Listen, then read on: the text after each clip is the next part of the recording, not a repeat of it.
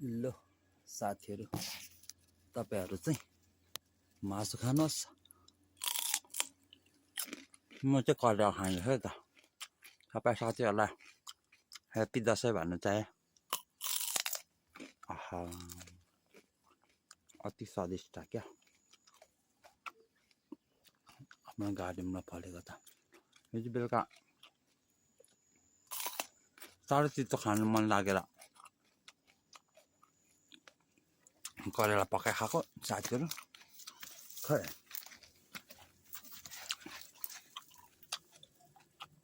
त्यति हुँदैन त साथीहरु दशैं मजाले मनाउनु होस् हैन हामी चाहिँ अब आज बिहान खाजा नखाई खाली पेटमा करेला खाउँ भनेर बसेको थिएँ र यसरी आफ्नो गार्डनमा फलेको काँक्रा त हैन करेला खाँदैछु म साथीहरु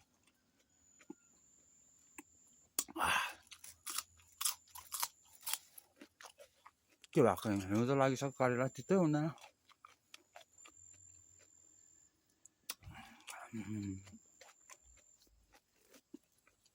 तपाईहरु पनि खान सक्नुहुन्छ आफ्नै बारीमा फलेको चाहिँ एकदमै मजा आउँछ कि खानु अहिले बजारमा त्यो के भन्छ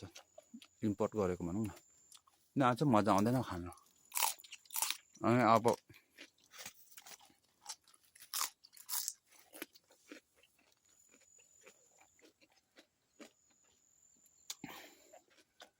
हिउँ त लागिसक्यो हैन अनि अहिले दिनमा त खानु पाइँदैन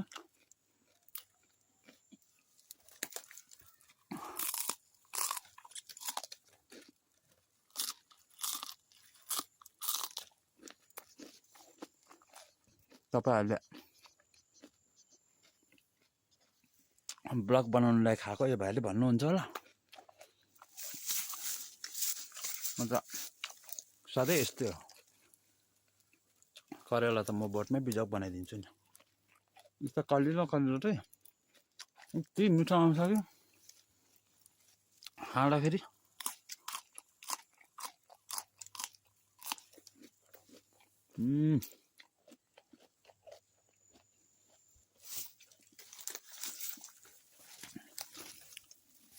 कता कता छ हो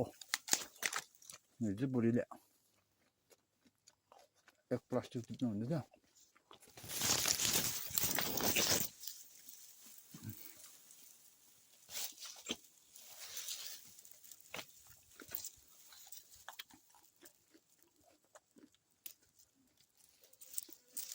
मिठो लाग्छ खाइदिइ पाल्छु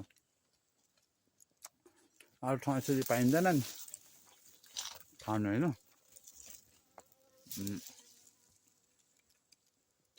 एउटा करेलाको बोट हेर्नुहोस् न कत्रो छ त्यो मुनि मुनिको हाँगा चाहिँ लासै लासै गरेर एउटा बोटमा चाहिँ पठाएको कि टम्ची फलिसक्यो यस्तो छ साथीहरु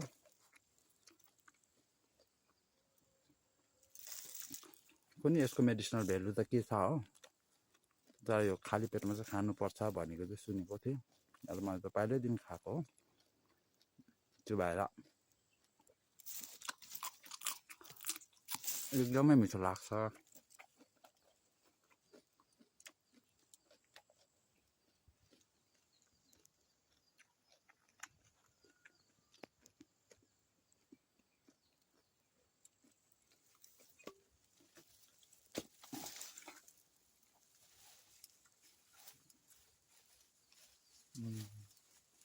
हिजो मात्रै बुढीले टिपेको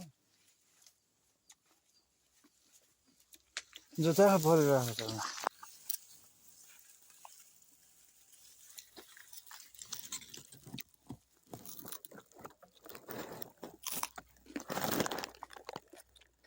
कता कता कमेन्टमा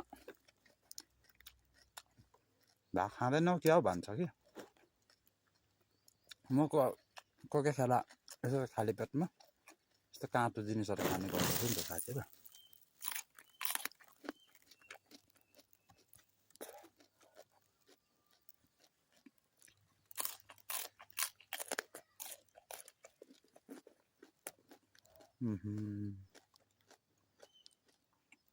हाम्रो बारीमा फलेको त दुःख गरेकोले होला मिठो लाग्छ ल भुँडी पनि आगायो साथीहरू अब सब्जी त खाइहाल्यो अब माथिबाट नुन तेल खोर्सानी प्याज लाउँदा भुँडीमा पाकिहाल्छ मिठो त हाम्रो यहाँ जिब्रोलाई त गर्छ नि त भुँडीमा पुगेपछि त सबै हलपत्र छसपस्ट मासमिस भइहाल्छ होइन ल साथीहरू